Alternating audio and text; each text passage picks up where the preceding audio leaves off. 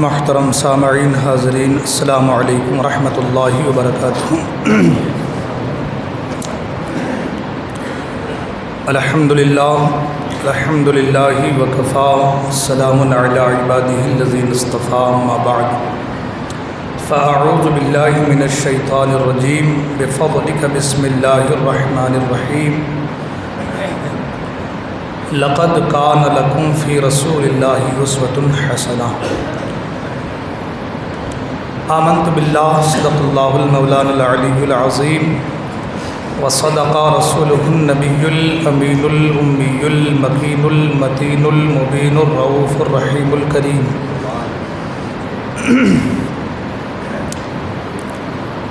خطبہ مسنہ کے بعد جس آیت مبارکہ کو میں نے تلاوت کرنے کا شرف حاصل کیا ہے،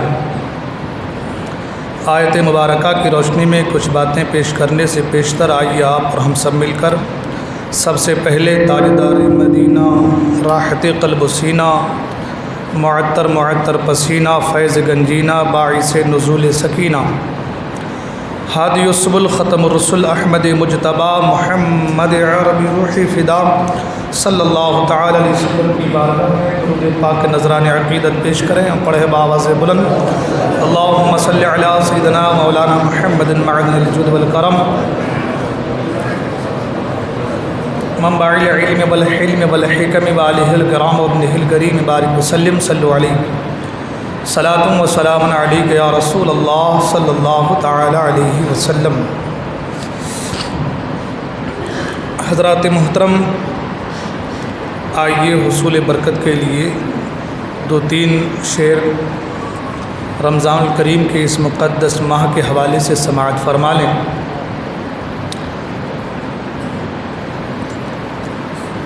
دل میں ہو جذبہ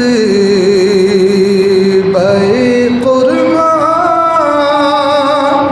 نت روزہ رکھیے،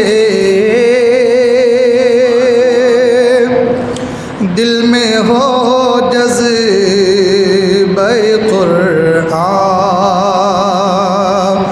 نت روزہ رکھیے،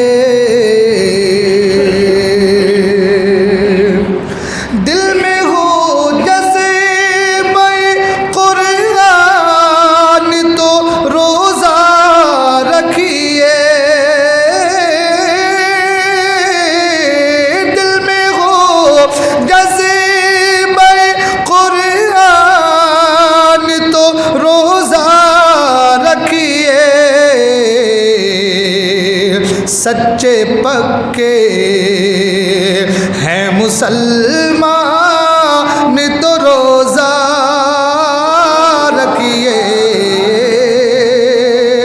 سچے پکے ہیں مسلمان تو روزہ رکھیے۔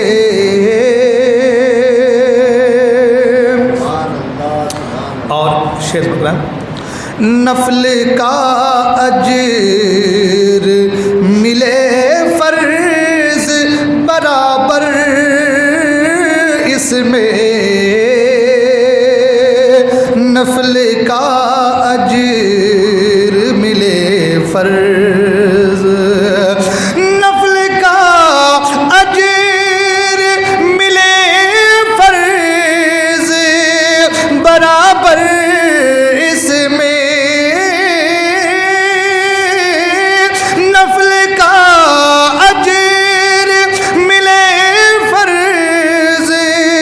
برابر اس میں، خلد کا بننا ہے مہمان تو روزہ رکھیے، خلد کا بننا ہے مہمان تو روزہ رکھیے، دل میں ہے جذبہ قرآن۔ اور ایک مشورہ اس بات میں جھوٹ چغلی سے بچے آپ یقیناً اس میں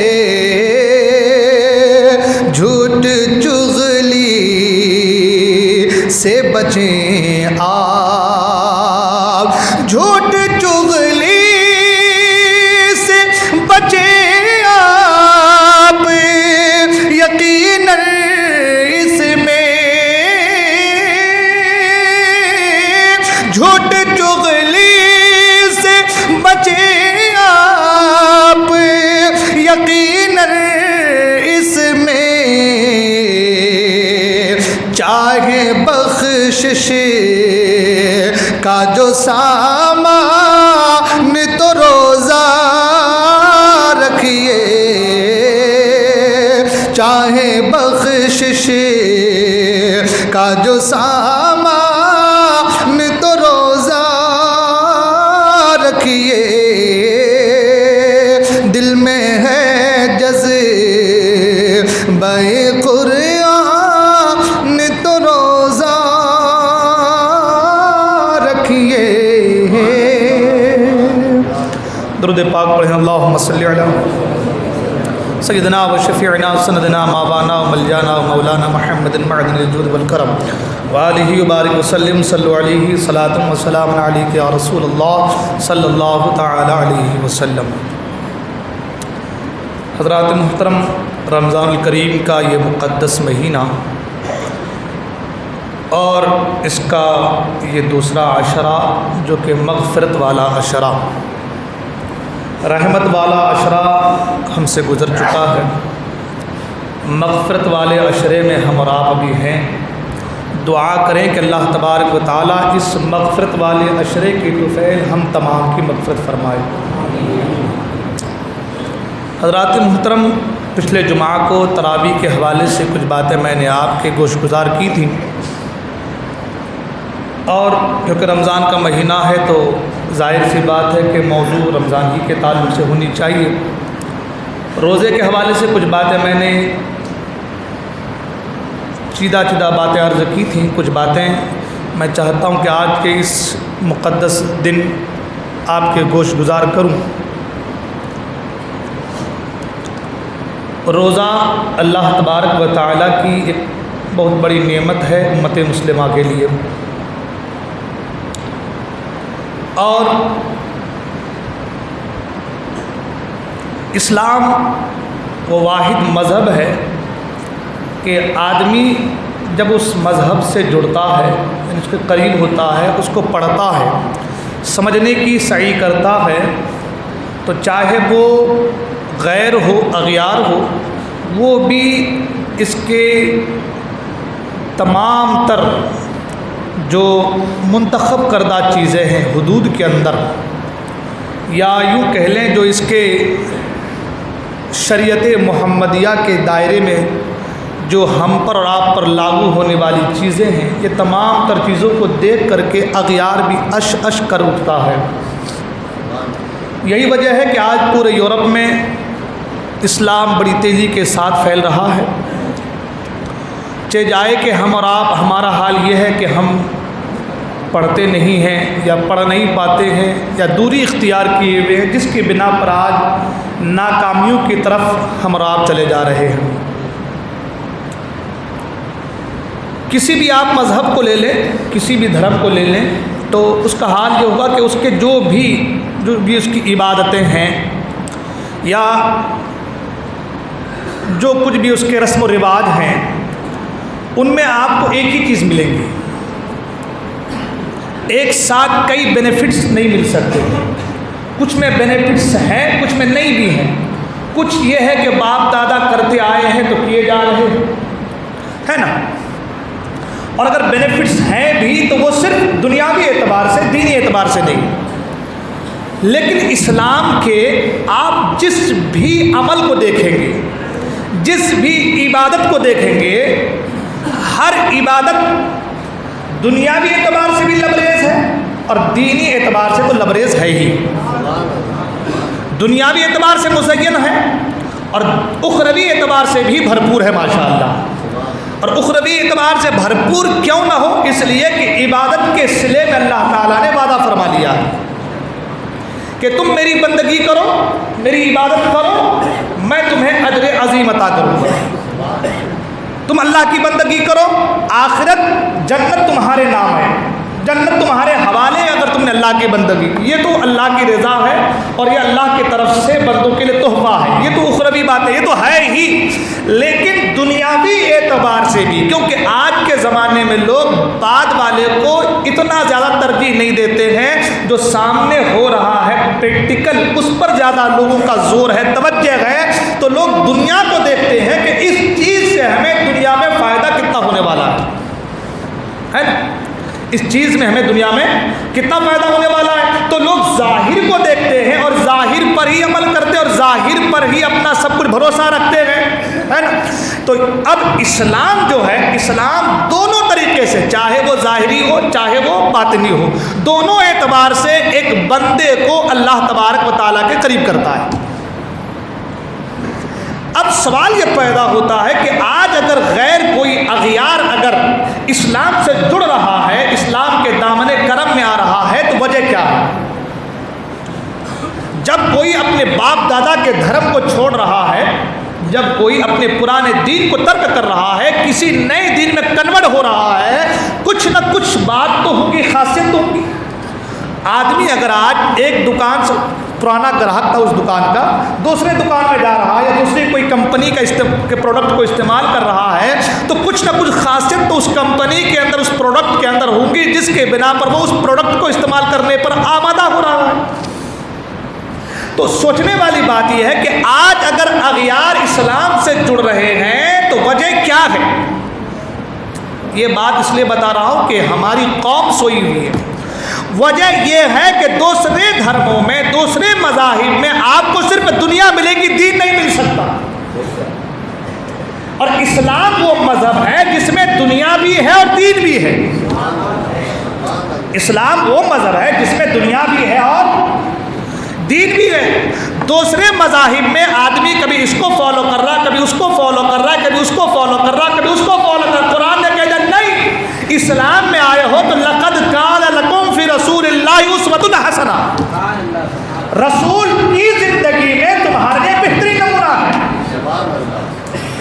رسول کی زندگی تمہارے لیے نمونہ عمل ہے. تمہیں اب عمل کرنے کے لیے, تمہیں اپنے آپ کو کسی کام کے لیے آمادہ کرنے کے لیے یا کسی نئے کام کو کرنے کے لیے کسی کی تاریخ پڑھنے کی ضرورت نہیں ہے, کسی کی ہسٹری کو کھنالنے کی ضرورت نہیں ہے. تمہیں محمد رسول اللہ صلی اللہ علیہ وسلم کی زندگی کافی ہے. فرما دے لقد کان لکم فی رسول اللہ اسوۃ حسنہ.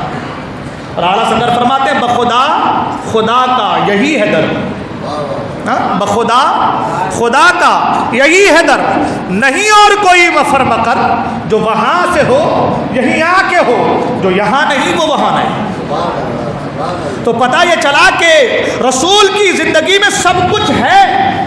رسول کی زندگی میں لوگ سوچ رہے ہوں کہ آج حضرت رمضان کے روزے کے تعلق بات کر رہے ہیں, لیکن حضرت کہاں چلے جا رہے ہیں. نہیں, کہنے پر رسول کی زندگی میں سب کچھ ہے. سب کچھ کرنے کا سلیقہ مادہ حضور نے بتایا, سکھایا ہے. تو انہی چیزوں میں ایک چیز ہے روزہ, انہی چیزوں میں ایک چیز ہے روزہ. اور میں یہ تمام تر باتیں اس لیے صرف کہہ کے آپ تک پہنچا, لے کر کے آپ تک آیا, وجہ یہ کہ آج لوگ کہتے ہیں کہ بھائی اگر ہم عمل کرنا چاہیں تو حضور سے بڑھ سکتے ہیں. معاذ اللہ, عمل اگر ہم کرنا چاہیں کریں تو حضور سے بڑھ سکتے ہیں, معاذ اللہ. تو کہنے کا مطلب یہ ہے کہ رسول کی زندگی آئیڈیل ہے, رسول آئیڈیل ہے, ہم اور آپ نہیں ہیں. پیغمبر حضور ہیں, کوئی عام دوسرا نہیں ہے. تو جو پیغمبر ہے, جن کی زندگی آئیڈیل ہے, ان کی زندگی سے بہتر کسی کی زندگی نہیں ہو سکتی, اس لیے کہ وہ منتخب کردہ ہے, وہ چنندہ ہے, اس لیے کہ وہ منتخب کردہ ہے. اب سنیں حدیث پاک, حضرت عائشہ صدیقہ رضی اللہ تعالیٰ عنہ کی بارگاہ میں حضرت عثمان بن مسعود رضی اللہ تعالیٰ اس کے راوی ہیں. 3 شخص حضرت عائشہ کی خدمت میں آئے اور آنے کے بعد حضور صلی اللہ علیہ وسلم کے بارے میں پوچھا, آپ کی زندگی کے بارے میں اماں عائشہ سے سوال کیا.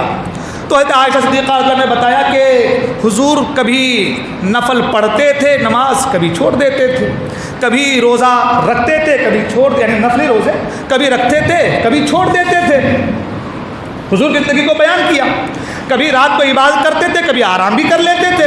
تو اس میں سے ایک شخص کھڑا ہوا اور کہا کہ میرا تو حال یہ ہے کہ میں رات بھر عبادت کرتا ہوں, سوتا ہی نہیں ہوں, گھر والوں کو دیکھتا ہی نہیں ہوں, گھر والوں کو دیکھتا ہی نہیں ہوں, رات بھر عبادت کرتا ہوں. دوسرے نے کہا میرا تو یہ حال ہے کہ میں روزے پہ روزے رکھتا ہوں. تیسرے نے کہا کہ میرا تو حال یہ ہے کہ میں شادی نہیں کروں گا, بالکل دین سے جڑ جاؤں گا. اللہ کے رسول تشریف لائے, سبحان اللہ. اتنے میں حضور صلی اللہ علیہ وسلم تشریف لائے اور اللہ کے رسول صلی اللہ علیہ وسلم نے فرمایا کہ میں نے تم تینوں کی باتیں سن لی. اور حضور نے فرمایا سنو پیغمبر میں ہوں تم نہیں،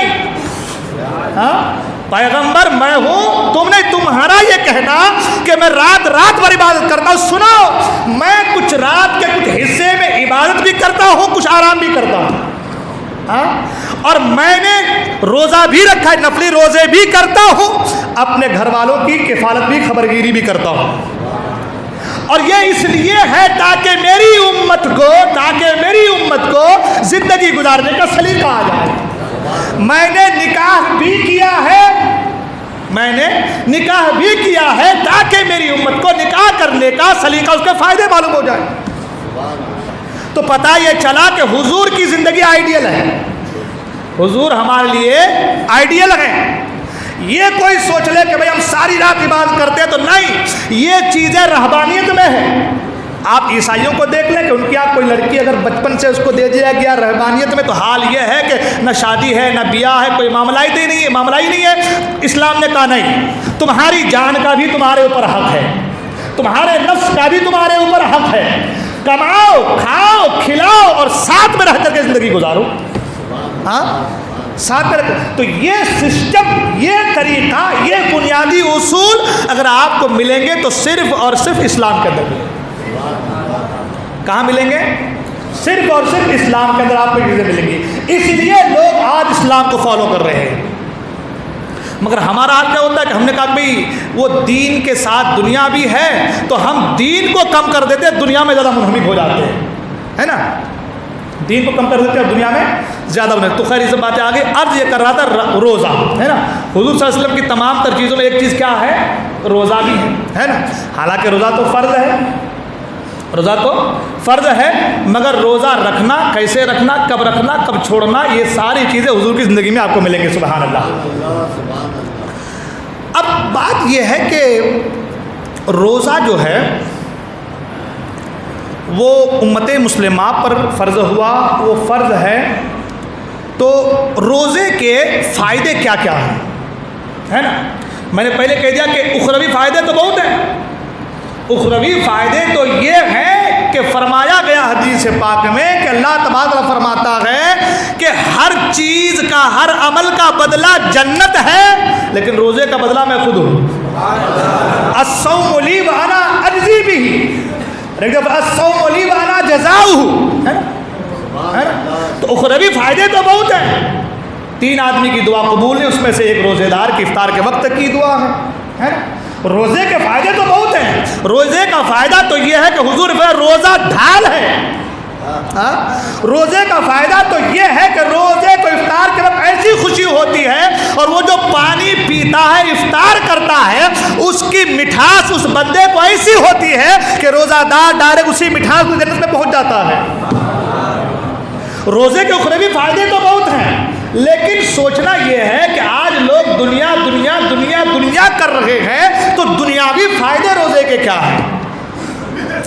دنیاوی فائدے روزے کیا ہیں؟ دیکھیں، روزے کے ایک دنیاوی فائدے، ایک اخلاقی فائدے اور ایک معاشرتی فائدے۔ اخروی فائدے کی بات نہیں کر رہا ہوں میں، میرے کہ اخروی فائدے کو چھوڑ کے، اخروی فائدہ ہر ایک مسلمان کے ذہنوں میں، نظروں میں ہے۔ ایک دنیاوی فائدہ، ایک اخلاقی فائدہ اور ایک معاشرتی فائدہ۔ اب لوگ سوچیں گے بھائی دنیاوی فائدہ، اخلاقی فائدہ، معاشرتی فائدہ، میں نے کہا اسلام ایک ایسا مذہب ہے جو معاشرے کے ساتھ رہنے کا حکم فرمایا ہے۔ ید اللہ علی الجماعہ، ہے نا؟ جماعت پر اللہ کا دست قدرت ہے نا؟ اب دنیاوی فائدے دوسری قوموں میں آج کپال بھاتی، آج ڈائٹنگ، آج ڈاکٹروں کے مشورے پر 3 دن تک کھانا چھوڑ دینا، آج سلاد اور پیاز لہسن میں زندگی گزار دینا، نہ جانے کیا کیا چیزیں ہیں۔ اسلام نے کہا نہیں، قرآن نے کہا کلو واشربوا ولا تسرفوا، کھاؤ پیو، اسراف نہ کرو، حد سے آگے نہ بڑھو، اور اسی ایک جملے میں سارا کچھ نچوڑ کر رکھ دیا۔ سبحان اللہ۔ کھاؤ پیو، قرآن نے کہا کھاؤ پیو، اسراف نہ کرو، حد سے آگے نہ بڑھو۔ اب روزے کے جو دنیاوی فائدے ہیں وہ کیا ہیں تو سنیں۔ انسان کھاتا ہے پیتا ہے، یہ جو میدا ہے ہمارا، میدا، پیٹ، عربی کہاوت میں کہا گیا البطن ام الامراض، یہ پیٹ جو ہے یہ بیماریوں کی ماں ہے. یہ پیٹ کیا ہے؟ بیماریوں کی ماں ہے. ہم سال بھر 11 مہینے کھاتے دبا کے، ہے نا. اور ہمارے یہاں ابھی تو حال یہ ہے کہ مسالہ جات ایسے ہوتے ہیں، بغیر مسالے کے کھانا مزیدار نہیں ہوتا. مزیدار بنانے کے لیے مسالہ ڈالنا ضروری ہوتا. اب مسالہ ڈالے، تیل چکناٹ والا جب اندر گیا، اب معدے کا پیٹ کا سارا سسٹم بگڑنے لگتا ہے. ہر 10 دن بعد، 1 مہینے بعد پیٹ خراب، جلاب کی گولی لو، پیٹ صفحے کی دوائی لو، پاؤڈر لو، گرم پانی پیو، جانے کیا کیا چیزیں ہوتی رہتی ہے نا، ہے نا. تو حال یہ ہوتا ہے. اب 11 مہینے ہم کھا رہے ہیں. اسلام نے کہا 1 مہینہ روزہ رہو. 11 مہینہ کھا رہے تو 1 مہینہ روزہ. میں نے پہلے کہا میں اخروی فائدے کرنے جا رہا ہوں، بہت سارے فائدے اخروی، دنیاوی فائدے بتائیں. 1 مہینہ روزہ سے رہو اور رات کو کھاؤ پیو، بس صبح کو سحری کا وقت مکمل ہو جائے، صبح صادق سے لے کے غروب آفتاب تک اپنے آپ کو روکے رہو. اخروی بے شمار فائدے ہیں، فرمایا دنیاوی بے شمار فائدے بھی ہیں. آج بلڈ پریشر، آج شوگر، دماغ میں نسوں کا پھٹ جانا، اور آج کولیسٹرول کا بڑھ جانا، آج تھائرائڈ کی بیماریوں کا مسئلہ، آج جونڈس کی بیماریوں کا مسئلہ، آج جتنے بھی آپ امراض لے لیں، اطباء کو پڑھیں، ڈاکٹروں کو پڑھیں، آپ سائنٹسٹ کو پڑھیں. اور سائنٹسٹ کیا ہے؟ یہ سائنسداں کیا ہے؟ یہ 2-4 پڑھے لکھے لوگوں کا ایک جگہ جمع ہو جانا، کسی چیز پہ تبصرہ کر لینا، اسی کو بیان کر دینا، کہا یہ چیز ہم نے تحقیق کر لی، یہی سائنس ہے، اسی پہ عمل کرو، ہے نا. مگر یہ چیزیں یہ آج کی ایجاد ہے. ہمارے اور آپ کے نبی نے آج سے 1450 سال پہلے ان تمام چیزوں کا تجزیہ فرما دیا ہے. ایک مثال آپ دیکھ لیں، مکھی کے تعلق سے، مچھر کے تعلق سے حضور نے فرمایا اگر وہ چائے میں گر جائے، پانی میں گر جائے تو اس کو کیا کرو؟ اس کو پورے کو ڈبا دو، ڈبا کے باہر نکال دو، اس کو پی لو. حضور نے فرمایا اس کے ایک پنکھ میں بیماری ہے تو ایک میں شفا ہے، ایک میں زہر ہے تو ایک میں تریاق ہے. اور فرمایا کہ جب وہ پنکھ کو ڈباتی ہے مکھی تو پہلے بیماری والے کو ڈباتی ہے، پہلے بیماری والی ڈباتی ہے. تم اس کو پورے کو ڈبا دو تو بیماری کے ساتھ شفا والا بھی ڈوب گیا. اب بیماری کو شفا میں بیماری تبدیل ہو جائے گی، ہے نا. حضور نے فرما دیا. آج لوگ کہہ رہے ہیں مکھی کے اندر اتنے خلیجات ہوتے ہیں، اتنی نسیں ہوتی ہیں، اتنے رگیں ہوتے ہیں، یہ چیزیں ہوتی ہیں، اس کا منہ اتنا بڑا ہوتا ہے، اس کے ڈنک کا. آج تحقیق کر رہے ہیں. مصطفیٰ کو تحقیق کرنے کی ضرورت نہیں پڑی، نظر ڈالی تمام چیزیں نظر آ گئی. سبحان اللہ ہے کہ اب اس پہ گفتگو اگر کرنا جائے اس میں بڑی لمبی گفتگو ہو جائیں گی، ہے نا. عرض یہ کر رہا تھا کہ آج لوگ تحقیق کر رہے ہیں، مصطفیٰ کریم صلی اللہ علیہ وسلم صرف نظر ڈالتے ساری چیزیں بالکل سامنے آ جاتی ہے. سبحان اللہ. اس کی بہت ساری مثالیں پھر انشاءاللہ کبھی زندگی نے وفا کی تو گفتگو ہوگی. عرض یہ کر رہا تھا دنیاوی فائدے، کولیسٹرول، ہے نا. آج ٹینشن اتنا آدمی مبتلا ہے. آپ روزہ سے رہیں، حقیقت مانیں، آپ روزے سے رہیں. آپ دیکھیں یہ جو معدہ ہے نا، جس کے بارے میں نے بھی کہا کہ عربی میں کہاوت ہے البطن ام الامراض، ہے نا. یہ جو پیٹ ہے، یہ جو بطن ہے، یہ پیٹ ہے، یہ بیماریوں کی ماں ہے. سارا سال ہم لوگ کھاتے رہتے ہیں، معدے کو ذرا سا بھی وقت سکون کا نہیں ملتا. ایک مشین اگر ہمیشہ 24 گھنٹہ کام کرے تو بتائیں اس میں خرابی آئیں گی کہ نہیں آئیں گی؟ گریس ختم ہوتا ہے، تیل ختم ہوتا ہے، چلتے چلتے اس کے پارٹس کمزور ہو جاتے، ہوتا ہے کہ نہیں ہوتا ہے نا. تو سارا سال کام کر رہا ہے، 1 مہینہ کا دن میں نہ کھاؤ پیو، دن میں کھانا پینا چھوڑ دو، دیکھو تمہارا پیٹ کتنا صاف ہو جائے گا. سبحان اللہ. اور پیٹ اگر تمہارا اچھا ہو گیا تو جب کھانا پیٹ کے اندر جاتا ہے اس کو معدہ ہضم کرتا ہے، اس کھانے سے خون بنتا ہے، اسی خون کے ذریعے سے گوشت پوشت سب ساری چیزیں ہوتی ہیں، اسی خون کے ذریعے سے کیلشیم ہوتا ہے، اسی خون کے ذریعے سے آپ کی تمام تر جو جسم کے اندر جو طاقتیں قوت آتی ہے اسی خون کے ذریعے سے آتی ہے. تو پتہ یہ چلا کہ 1 مہینہ روزہ رہا، پیٹ صاف، تمام تر بیماریاں دور ہوتے چل جا رہی. سبحان اللہ. تمام تر بیماریاں. اور یہ میں نہیں کہہ رہا، یہ صرف جو ہے میں نہیں کہہ رہا ہے، میں آپ کو بتاتا ہوں. یہ اس لیے میں بیان کر رہا ہوں بات ہے کہ بھائی ہمارے آپ کے ذہن میں اتر جائے کہ یہ چیزیں حضور اکرم صلی اللہ علیہ وسلم نے پہلے ہی فرما دیا. سبحان اللہ. ایک حدیث اور اس کا ایک جملہ اور اس کی تصریح آپ جانتے ہیں. حضور اکرم صلی اللہ علیہ وسلم جو ہے اللہ تعالیٰ نے آپ کو جوامع الکلم بنایا تھا، سبحان اللہ، ایک جملہ اور اس کے اتنے معنی، اتنی چیزیں اس سے نکل جائیں کہ اللہ کو کیا کہنے. یعنی یوں سمجھ لیں کہ پورے سمندر کو کوزے میں بھرنے کا ہنر اللہ تعالیٰ نے اپنے محبوب کو عطا فرمایا، سبحان اللہ. ہاں، اور اعلیٰ سرکار فرماتے ہیں میں نثار تیرے کلام پر ملی یوں تو کس کو زبان نہیں، وہ سخن ہے جس میں سخن نہ ہو، وہ بیان ہے جس کا بیان نہیں. اور فرماتے ہیں تیرے آگے یوں ہیں دبے لکھے فصحا عرب کے بڑے بڑے، کوئی جانے منہ میں زبان ہی نہیں بلکہ جسم میں جان نہیں. تو اللہ تعالیٰ نے آپ کو جوامع الکلم، اور الحمدللہ اس موضوع پر صاحب جوامع الکلم پر میری گفتگو پہلے ہو چکی ہے. اس موضوع پر عرض کر رہا تھا کہ ایک جملہ اور معنویت سے لبریز، سبحان اللہ. تو معجم اوسط کی حدیث پاک ہے اور 8واں حصہ ہے، صفحہ نمبر 184 ہے. حضرت ابو ہریرہ رضی اللہ تعالیٰ عنہ اس کے راوی ہیں. اللہ کے رسول صلی اللہ علیہ وسلم نے فرمایا اغزو تغنمو، فرمایا غزا کرو، غزا کرو سلامتی پا جاؤ. غزا مطلب جنگ کرو، سلامتی پا جاؤ. حضور نے فرمایا کیا فرمایا؟ جنگ کرو سلامتی پا جاؤ، سلامتی ملے گی. لوگ کہتے ہیں کہ بھائی جنگ کرنے سلامتی، جنگ کرنے سے سب کچھ ختم ہو جاتا ہے. تو کہا نہیں، جنگ کرو سلامتی پا جاؤ گے. مطلب یہ ہے کہ جو حد سے بڑھ جائے اسے کاٹو تو سلامتی ملے گی. جنگ کرنے کا مطلب جو لوگ سمجھاتے ہیں وہ نہیں ہے. جنگ اس سے کی جاتی ہے جو تمہارے مد مقابل میں آتا ہے، جو تمہارے، آپ دیکھیں مکے والوں کو ستایا گیا، مدینہ چلے گئے، پھر انہوں نے کہا کہ مدینے پر حملہ کریں گے، تب حضور ڈیفینس کے لیے بدر کی سرزمین پر آئے، ہے نا؟ تب حضور ڈیفینس کے لیے بدر کی سرزمین پر آئے.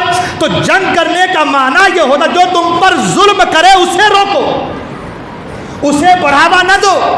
مثال کے طور آپ کو ایک سمجھا دوں، یہ موشیں ہیں ہماری، یہ اگر بڑھ جائیں تو کاٹیں گے تو خوبصورتی آئے گی کہ نہیں آئے گی؟ سلامتی ملے گی کہ نہیں ملے گی؟ ناخن ہمارے حد سے بڑھ جائیں، کاٹیں گے تو اچھا لگے گا نہیں لگے گا؟ ہاں، سر کے بال ہیں بڑے بڑے ہو جائیں تو کاٹیں گے تو اچھا لگے گا نہیں لگے گا؟ خوبصورتی آئے گی کہ نہیں آئے گی؟ جو چیز حد سے بڑھ جائے اسے کاٹو تو سلامتی ملے گی. ہاں، جو چیز حد سے بڑھ جائے اسے کاٹو تو سلامتی ملے گی. تو حضور نے فرمایا اغزو تغنمو، غزا کرو سلامتی پا جاؤ گے.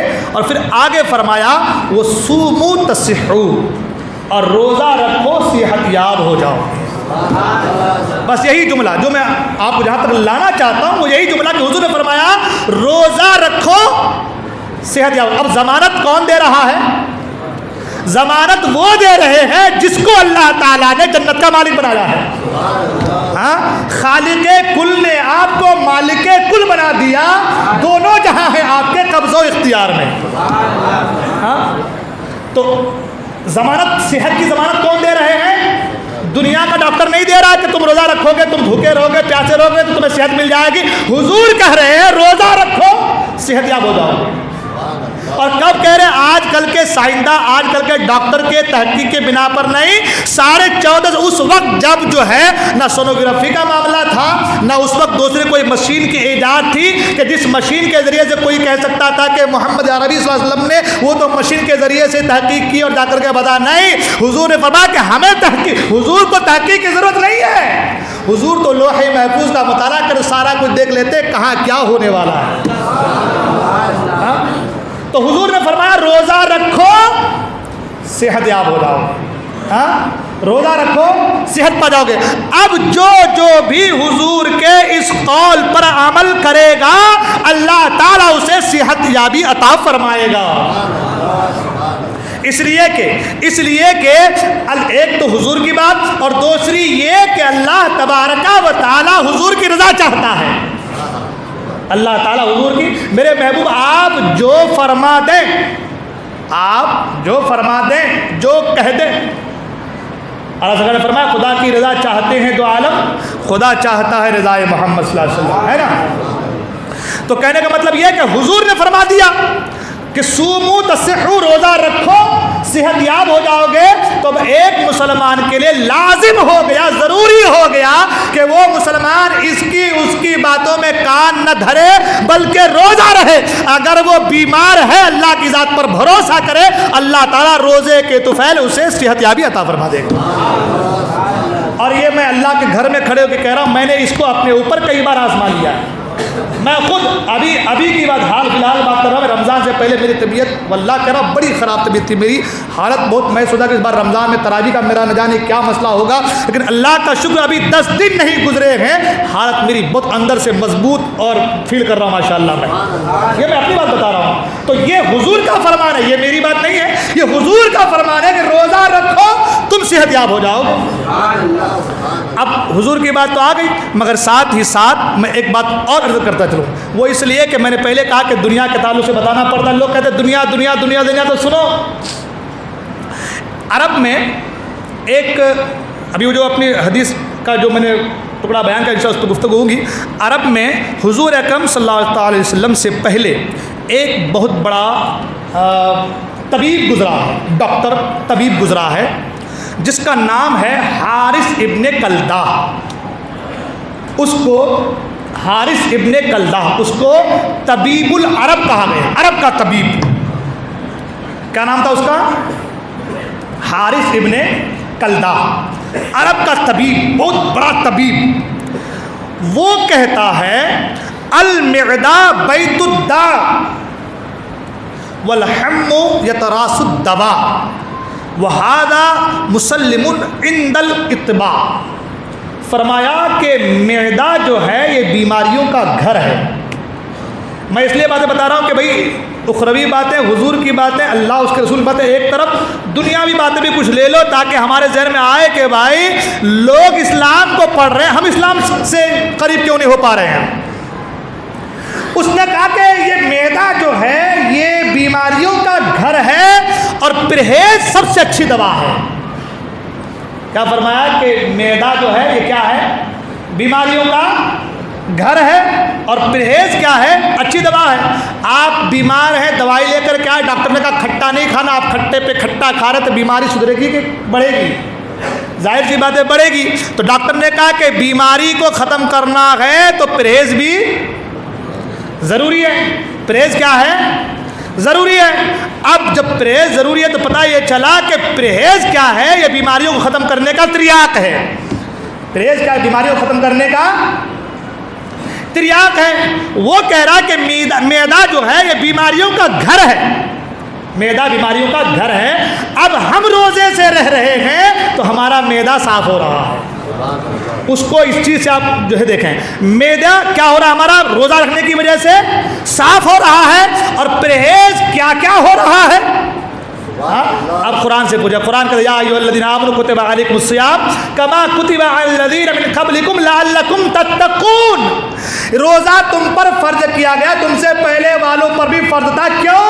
تاکہ تمہارے اندر پرہیزگاری آئے، تاکہ تمہارے اندر پرہیز کرنے کا مادہ آ جائے، تمہارے اندر پرہیز کرنے کا سلیقہ آ جائے۔ پتہ یہ چلا کہ یہ روزہ جہاں معدے کو صاف کرتا ہے، وہی یہ روزے کی وجہ سے انسان کے اندر پرہیزگاری کا مادہ پیدا ہوتا ہے۔ وہیں اس روزے کی وجہ سے، اس روزے کی وجہ سے کیا ہوتا ہے؟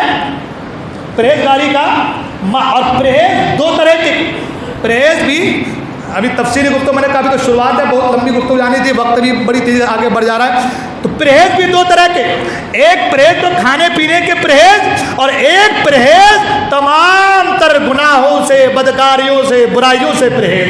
اور روزہ جو ہے یہ دنیاوی تمام تر کھانے پینے سے بھی دن میں پرہیز کرواتا ہے، اور تمام تر برائیوں سے بھی پرہیز کرواتا ہے، تمام تر برائیوں سے پرہیز کرواتا ہے۔ ایک تو کھانے پینے سے پرہیز، اور ایک تمام تر، اور اسی پرہیز کی وجہ سے آدمی کے اندر وہ نور پیدا ہوتا ہے، وہ نور پیدا ہوتا ہے کہ ایک بندے کا اپنے رب سے رشتہ اسی پرہیز کی وجہ سے اور زیادہ مضبوط ہو جاتا ہے۔ آدمی کا اپنے بندے سے رشتہ اور مضبوط. آپ کہیں گے مولانا کتنا مضبوط ہوتا ہے؟ تو میں نے کہا سنو، مضبوط اتنا ہوتا ہے، اتنا ہوتا ہے، اتنا ہوتا ہے کہ ایک انسان کلی کر رہا ہے، وضو کرنے کے لیے پانی اس کے منہ کے اندر ہے، جو ہے دونوں ہونٹ بند ہیں، دانت بند ہے، منہ کے اندر خلیے کے اندر پانی ہے. اب اس پانی کو دنیا کا کوئی نہیں دیکھ رہا ہے. اگر جانتا ہے تو جس کے منہ میں پانی ہے وہ جانتا ہے، یا جس نے اسے پیدا کیا ہے وہ خدا جانتا ہے، اس کے علاوہ کوئی نہیں جانتا. اب اس بندے سے پوچھو کہ اے بندہ تیرے منہ کے اندر پانی ہے، تو بظاہر کلی کر رہا ہے، لوگ دیکھ رہے ہیں کہ کلی کر رہا ہے، پانی تیرے منہ کے اندر ہے، تیرے سوا، تیرے رب کے سوا کوئی نہیں جانتا. ایسا کر کے دو چار قطرے حلق کے اندر ٹپکا دے، اس لیے کہ پیاس کی وجہ سے، پیاس کی شدت سے تو جا بلب ہو رہا ہے، پیاس کی وجہ سے تڑپ رہا ہے. دو چار قطرے ٹپکا دے گا، کسی کو پتا نہیں چلے گا. تو ایک عام انسان تو چھوڑ دو، ایک چھوٹا سا بچہ بھی کہتا ہے میرے رب سے میرا رشتہ اتنا مضبوط، اتنا مضبوط اس روزے کی وجہ سے ہو چکا ہے کہ میرے اندر یہ کیفیت آ گئی ہے، کوئی دیکھے نہ دیکھے میرا خدا مجھے دیکھ رہا ہے. کوئی، میں نے کہا پرہیز اس قدر آ جاتی ہے. ایک بچہ بھی، گھر کی بات بولوں گا تو سوراخ سے کوئی دیکھ سکتا ہے کہ بچہ کھا رہا ہے کہ پی رہا ہے. میں منہ کے اندر کے پانی کی بات کر رہا ہوں. ایک چھوٹا بچہ بھی منہ کے اندر پانی ہے، کلی کر رہا ہوتا ہے، وضو کر رہا ہوتا ہے، نماز کے لیے پانی منہ کے اندر ہے، مگر ایک قطرہ بھی اپنے حلق کے اندر ٹپکانے کو تیار نہیں ہے. یہ جو توکل، یہ جو رشتہ مضبوط ہوا، یہ جو اللہ پر بھروسہ ہے، کس بنا پر آیا؟ تو کہا پرہیز کی بنا پر آیا. کس بنا پر آیا؟ پرہیز کی بنا پر. کہا پرہیز تمہیں ملی کیسے؟ تو کہا قرآن نے کہا اے ایمان والو تم پر رمضان کے روزے فرض کیے گئے، تم سے پہلے والوں پر بھی فرض کیے گئے تھے. کیوں؟ کہا تاکہ تمہارے اندر پرہیز کرنے کا مادہ آ جائے، تمہارے اندر تقویٰ آ جائے، پرہیزگاری آ جائے، پرہیز کرنے کا سلیقہ آ جائے. تو اب اس روزے کی وجہ سے دنیاوی معاملات میں بھی پرہیز ہے، اور اخروی معاملات کے تو کیا کہنے، سبحان اللہ. ہاں تو روزے کے وقت کافی ہو چلا ہے. روزے کا ایک فائدہ جو میں نے اخروی کہا وہ تو فائدہ ہے ہی، دنیاوی فائدہ کہ آپ کا پیٹ درست ہو گیا. ماشاءاللہ پیٹ آپ کا درست ہو گیا. اور میں نے پہلے کہا کہ پیٹ کی وجہ سے جو ہمارے اندر خون میں جو فاضل مواد ہوتے ہیں وہ تمام تر چیزیں نکل جاتی ہیں. جو ہم آج پھل فروٹ وغیرہ کھاتے ہیں نا، اس میں کیمیکل وغیرہ کا معاملہ بہت رہتا ہے، اور وہ فروٹ کے ذریعے سے وہ کیمیکل ہمارے اندر جاتا ہے تو ظاہر سی بات ہے جب وہ اندر جاتا ہے تو زہر فاضل مواد پیدا کر دیتا ہے، اندر بالکل پورے جسم کے اندر کے تمام تر سسٹم کو ہلا کے چھوڑ دیتا ہے. اب جب ہم روزہ رہتے ہیں تو وہ تمام تر فاضل مواد دھیرے دھیرے ہمارے جسم سے ختم ہو جاتا ہے، نیا خون، نیا گوشت تیار ہوتا ہے. سبحان اللہ. پتہ یہ چلا کہ پورا ایک طریقے کے پورے سسٹم کی وارننگ ہو جاتی ہے. سبحان اللہ، ہے نا. تو ایک فائدہ تو پیٹ کا ہے نا، اور دوسرا فائدہ کہ پرہیز کرنے کا مادہ ہے نا، اور تیسرا فائدہ یہ حضور نے فرمایا کہ روزہ کا بدلہ صبر ہے. یعنی روزے کی وجہ سے انسان کے اندر صبر کا مادہ پیدا ہوتا ہے. کبھی غریبی آ گئی، تھے اچھے خاصے پیسے والے تھے لیکن حالات بدل گئے، غریبی آ گئی، اب حال یہ کہ تنگ دستی کا موقع پڑ گیا، اب حال یہ کہ کھانے کو کھانا نہیں ہے نا. حضور نے فرمایا روزہ رکھ لو. 2 روزے پیر کے اور جمعرات کے حضور اکرم صلی اللہ علیہ وسلم رکھا کرتے تھے. سبحان اللہ، ہے نا. 2 روزے رکھا کرتے تھے. اب روزہ بندہ رہ رہا، اللہ کی عبادت بھی ہو رہی ہے، صبر کا مادہ بھی پیدا ہو رہا ہے. سبحان اللہ. ہے تو روزے کی وجہ سے صبر کا مادہ، روزے کی وجہ سے پرہیز، روزے کی وجہ سے پیٹ صاف، روزے کی وجہ سے جسم کے اندر طاقت، روزے کی وجہ سے بیماریوں سے دور، روزے کی وجہ سے شفا، روزے کی وجہ سے تندرستی، اور روزے کی وجہ سے اللہ کی رضا حاصل ہوتی ہے. مطلب یوں کہ کچھ لمحوں کا خاموش ہو جانا ایک بہت بڑا انقلاب لے کر کے آتا ہے. سبحان اللہ. ہے نا، ایک بہت بڑا انقلاب. اور پھر خاموشی بھی کتنی. ہم تو شہری میں دبا کے کھاتے ہیں، ہے نا، شہری میں دبا کے دن بھر بھوکا رہا، جتنا ٹھوسنا ہے ٹھوس لو، اندر جتنا ڈالنا ڈال لو.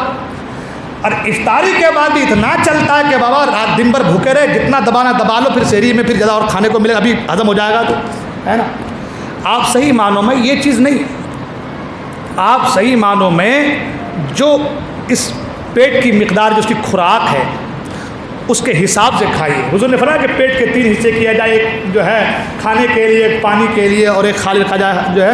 تو اگر یہ 3 حصہ اگر آپ اپنے پیٹ کے کر لیتے اس طریقے سے اگر آپ کھائے نا، میں صحیح کہہ رہا ہوں، آپ 30 دن کے آپ روزے رہیے، آپ کی تمام تر بیماریوں کو اللہ تعالیٰ دور فرما دے، تندرستی آپ کے اندر آ جائے گی، ہے نا. تو خیر یہ ہوئی بات. اب رہی بات 2-4 باتیں اور جو ہے آپ اسی روزے کے حوالے سے سماعت کریں، وقت ابھی 40 ہو چلا ہے. روزے کی وجہ سے پیٹ صاف ہوتا ہے، اور روزہ پیٹ کی خرابی کو دور کرتا ہے.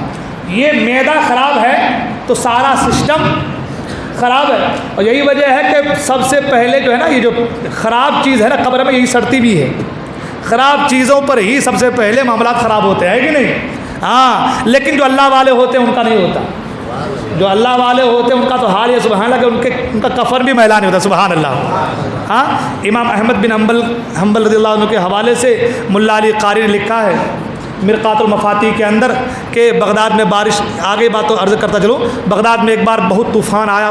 آپ کے انتقال کے 40 سال کے بعد، امام احمد بن حنبل کے انتقال کے 40 سال کے بعد بغداد میں بہت طوفان آیا، بارش بہت زوروں کی ہوئی، پورا بغداد جل تھل ہو گیا، پانی بھر گیا. کچھ دیر کا جب پانی ذرا تھما اور بیٹھا تو دیکھا کہ امام احمد بن حنبل کی قبر پاک کھل گئی. دیکھا تو آپ کے کفن مبارک میں بھی تغیر تبدیلی نہیں آئی. اس کو کس نے لکھا ہے؟ ملا علی قاری لکھا ہے. سبحان اللہ. ہاں، اور ملا علی قاری وہ ہے جو حرم پاک میں درس تفسیر دے چکے ہیں. سبحان اللہ. ہاں، وہ فرماتے ہیں کہ یہ حال ہمارے بزرگوں کا ہے. سبحان اللہ. وہ کسی شاعر نے کہا ہے نا، زمین میلی نہیں ہوتی، زمن میلا نہیں ہوتا، محمد کے غلاموں کا کفن میلا نہیں ہوتا، ہے نا. پھر عرض کر رہا تھا کہ یہ صاف اگر ہے تو سسٹم صاف ہے، اور ساتھ ہی ساتھ اتنے سارے فوائد. اس میں سے ایک فوائد جو میں نے کہا تھا اخلاقی فائدے، ہے نا، اس کو سن لیں. پھر معاشرتی فائدے کو پھر کبھی انشاءاللہ الرحمن گفتگو ہوگی تو سنیں گے. اخلاقی فائدہ یہ ہے کہ انسان کے اندر آپ دیکھیں جو روزہ رہتا ہے اس کے اخلاق کو دیکھیں، اور رمضان سے پہلے کے اس کو اخلاق کو دیکھیں. میں سب کی بات نہیں کر رہا ہوں، سب کے کچھ لوگ رمضان سے پہلے بھی اچھے ہوتے ہیں بابا، ایسا نہیں ہے. کل کے دن کل کو کوئی یہ نہ کہہ دے کہ بابا ہم کو خراب بول رہا ہے. نہیں، میں خراب نہیں کہہ رہا ہوں، کچھ لوگوں کی بات کہہ رہا ہوں. اگر آدمی رمضان سے پہلے جھوٹ بولتا تھا، چغلی کرتا تھا، گالی دیتا تھا، اب روزے میں ہے، اگرچہ وہ روزہ نہیں بھی ہے مگر کہہ رہا نہیں بابا جھوٹ سے بچو اس لیے کہ رمضان ہے. تو جو روزہ نہیں ہے اس کا اخلاق اتنا اچھا ہو جا رہا ہے، جو رمضان میں روزہ رہ رہا ہے اس کے اخلاق کے کیا کہنے. سبحان اللہ. ہاں، تو پتہ یہ چلا کہ روزے کی وجہ سے اخلاق میں بھی سدھار، ہاں، روزے کی وجہ سے اخلاق میں بھی سدھار پیدا ہوتا ہے. اس لیے روزہ رکھو، اس لیے روزہ رکھو. بہت سارے بینیفٹ. تمہیں دنیا چاہیے، دنیاوی بینیفٹ ہے. تمہیں آخرت چاہیے، اخروی بینیفٹ ہے. تمہیں اخلاق چاہیے، اخلاقی بینیفٹ ہے. تمہیں معاشرتی چیزیں چاہیے، وہ تمام تر چیزیں، وہ تمام تر بینیفٹس آپ کو اس روزے کے ذریعے سے ملیں گی. اس لیے روزہ کو یہ نہ سمجھو کہ یہ بوجھ ہے، بلکہ یہ سمجھو کہ اللہ کی اتنی بڑی نعمت ہے کہ اسی ایک مہینے کی وجہ سے ہماری زندگی اور آخرت کو دونوں کو اللہ تعالیٰ بہتر سے بہتر بنا دیتا ہے. ٹھیک ہے، اس لیے روزہ رکھیں. ٹھیک ہے، بہت ساری باتیں رہ گئی، انشاءاللہ پھر زندگی نے وفا کی تو کبھی کروں گا. 1-2 اعلانات سماعت کر لیں. وہ اعلان یہ ہے کہ آپ کے شہر عزیز، شہر محبت یاول کا ایک عظیم ادارہ دارالعلوم مجد اعظم. اب اس میں تو ہم کو کچھ کہنے کی ضرورت ہے نہیں، آپ لوگوں کا دیکھا بالا ہے. باہر کا رہے تو میں اعلان کروں کہ بھائی وہاں 10 بچے پڑھتے ہیں، 20 بچے پڑھتے ہیں، 200 بچے پڑھتے ہیں. آپ کا دیکھا بالا ادارہ ہے، اور اس ادارے کے لیے کام کرنا یہ آپ کی ذمہ داری ہے. کسی گھڑی ملے جس کی وہ لے کے جائے یہاں سے. اور اس ادارے کا ساتھ دینا، ہاتھ سے ہاتھ ملا کر چلنا، یہ آپ کی ہماری ہم سبوں کی ذمہ داری ہے۔ اس طریقے سے ساتھ دیجیے کہ پورے علاقے بلکہ پورے ہندوستان میں نام ہو جائے کہ یاول میں ایک ادارہ دارالعلوم مجدد اعظم کے نام سے ہے جس میں اس طریقے سے پڑھائی ہو رہی ہے اور یہ وہاں کے اچھے اچھے معاملات ہیں۔ تو ہم سبوں کی ذمہ داری بنتی ہے کہ اس کا ساتھ دیں، سپورٹ کریں، ہر اعتبار سے، مالی اعتبار سے بھی، اپنے کام کاج کے اعتبار سے بھی، اور جو ہے دوسرے جو معاملات ہیں ان تمام معاملاتی اعتبار سے بھی اس ادارے کا ساتھ دینا ہماری اور آپ کی ذمہ داری ہے۔ ساتھ ہی ساتھ ایک اعلان یہ بھی کہ 2 حضرات جو ہے وہ بنگال کی سرزمین سے جامعہ فیضان آمنہ للبنات 2 علماء کرام آئے ہوئے وہاں سے چندے کے لیے، ماشاءاللہ بڑا اچھا مدرسہ ہے اپنے علاقے کا، یہ لڑکیوں کا مدرسہ ہے۔ سبھی حضرات سے گزارش ہے کہ آپ لوگ دل کھول کر تعاون کریں اور ثوابدان حاصل کریں۔ ساتھ ہی ساتھ ایک اعلان یہ کہ کچھ لوگ جو ہے وہ آکولا کے پاس سے ایک چھوٹے سے گاؤں سے آئے ہیں جہاں پر وہابیوں کا میں نے سنا کہ بہت زیادہ غلغلہ ہے، جس کی وجہ سے وہ لوگ اہل سنت جماعت کی مسجد اور ان کے لوگوں کے ساتھ بہت زیادہ جو ہے وہ غلط سلوک برتاؤ کیے ہیں وہ لوگ، تو وہ لوگ پریشان ہیں، وہ لوگ چندے کے سلسلے میں یہاں پہ آئے ہوئے ہیں۔ سبھی حضرات سے گزارش ہے کہ آپ لوگ جو ہے ان کا بھی بھرپور ساتھ دیں اور حاصل کریں۔ اسی طریقے سے ایک شخص جو ہے جس کا نام آصف ہے، وہ آیا ہوا ہے، پریشان حال ہے۔